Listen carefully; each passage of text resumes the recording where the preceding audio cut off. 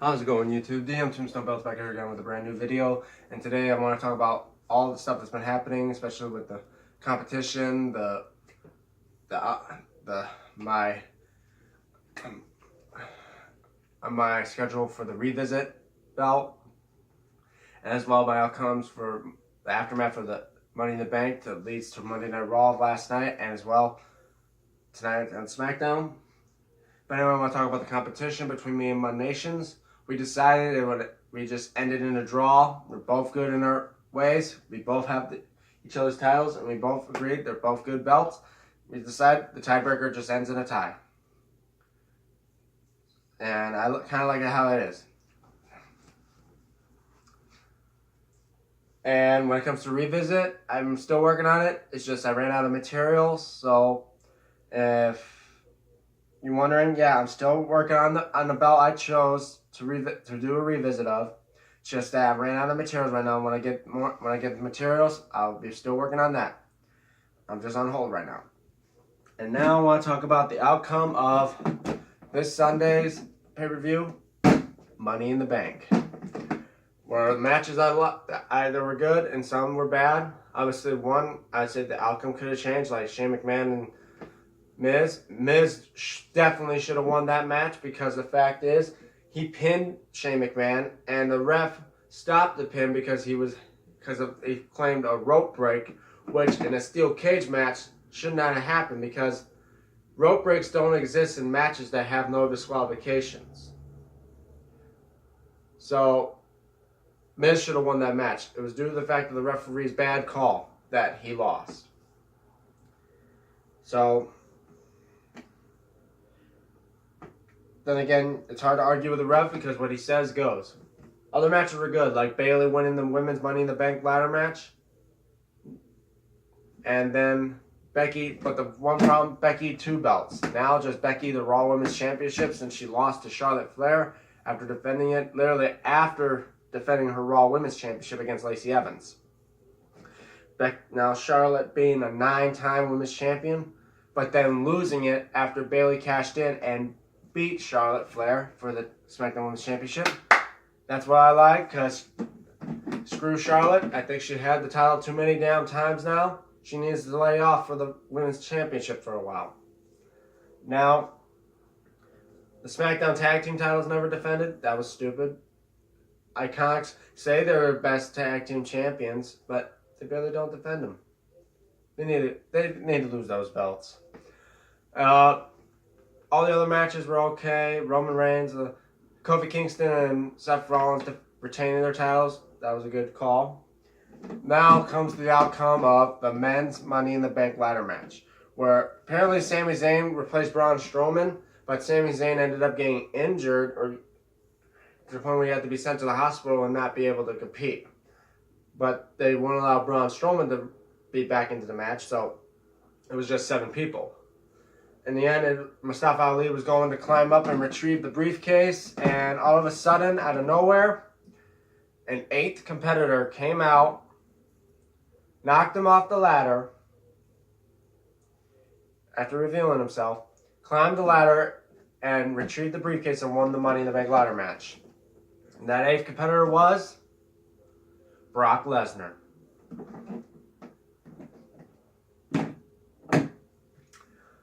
My thoughts? What the hell, WWE? Brock Lesnar barely even is a part-timer. Why make him go into another title hunt when he's going to basically hold the damn thing for as long as he wants and barely defends it? He defends it only, 3 times a year, 2 times a year? And then he goes for a long reign because he barely defends it. Now you give him a chance to win the championship and hold it anytime he wants. He already holds this. And I'm surprised the fact if he barely comes up to cash the damn thing in. He'll probably end up going, probably the first one ever to literally have his opportunity of the Money in the Bank contract expire. Because he barely shows up. He's basically holding a worthless briefcase now. And next Monday Night Raw, first one comes out. He holds it up, literally up to his shoulder like this. And he's bowing his head down like the damn thing was a boombox, like it was in the 80s and 90s.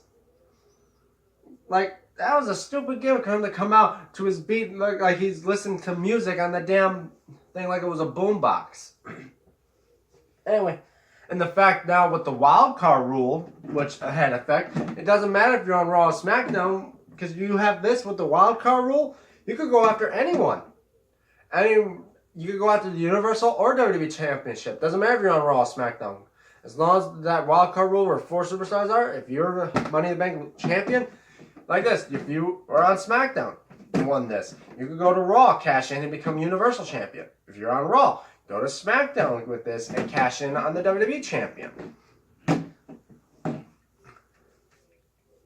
But anyway, as well, the outcome of the fact that Mick Foley revealed a new title for a new WWE title. He showed up and was talking about how WWE was losing its edge. It wasn't being like the Raw it was back in the Attitude Era, which everyone suspected when he was revealing this belt, it was going to be a hardcore belt, or it was going to be maybe the WWE TV title. And then when he talked about the 24/7 rule, where it could be defended 24 hours a day, 7 days a week, and it could be anywhere at any time, in a hotel, hell, even in this bedroom I'm in right now, in a circus area, in a parking lot, at an airport, anywhere. Even when it's in between the shows, like it could happen on a Saturday for all we know. But people were excited the fact he was maybe talking about the Hardcore Championship. But then he revealed the WWE 24/7 Championship belt.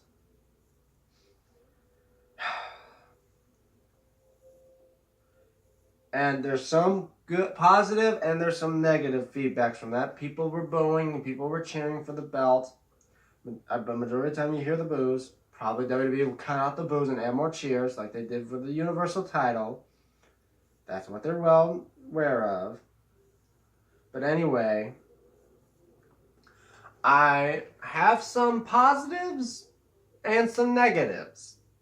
Or good things about the belt, bad things about the belt.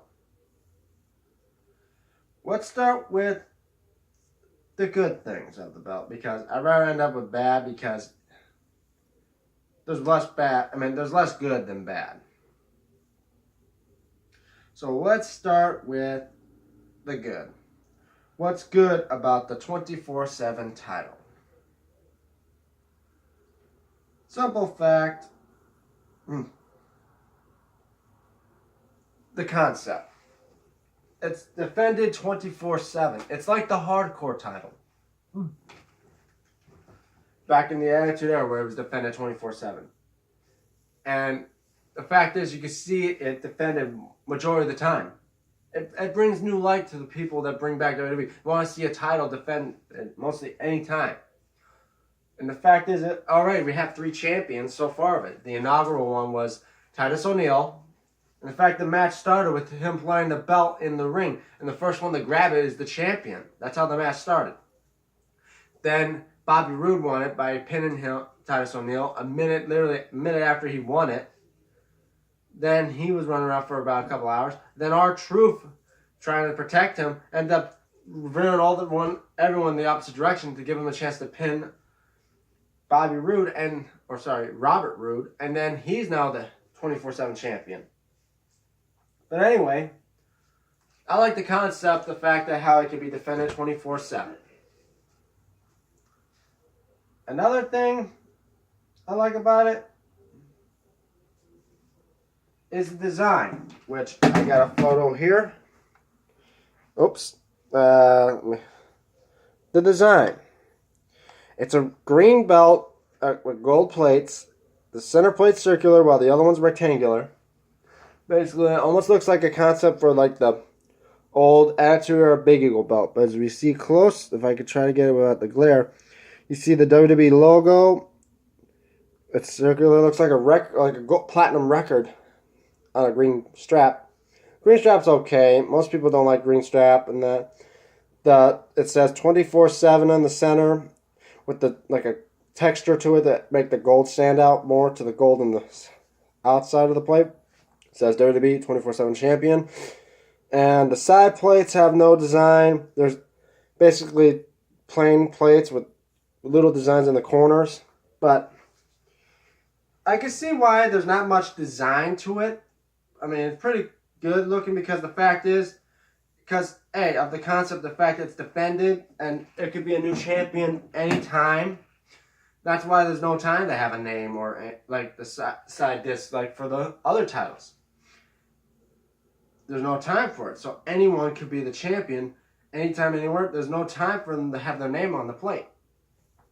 So that's reason, another good reason for the concept of it. Now, maybe not much design. I'm maybe not fond of the fact there's not much design to it, but they didn't have time for it. Now, that's all that's good of it. Oh yeah, I almost forgot. It also brings people from mid-card come in, and you see more of the people on mid-card trying to win this belt. So you start seeing more wrestlers that just hang on the back that had nothing to do because they don't know what to do with them, now have a shot for a title. You see them do some stuff. Basically, it in the and now that's a good thing.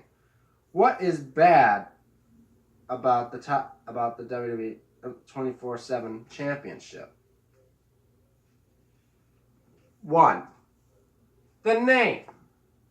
The 24/7 Championship. Why is it named after the 24/7 rule? Should have just called it the Hardcore Belt. And plus 2, like, what's wrong with this? What's wrong with calling it the WWE Hardcore Championship, laying it off to this? Obviously, yeah, this was retired, but they brought it. It's basically, that's what it is. It's a Hardcore Championship with the new name. I get it, because it's hardcore. And the fact is, you're living in a PG era now, WWE. You can't just call it a hardcore title. You probably just call it 24/7 Championship.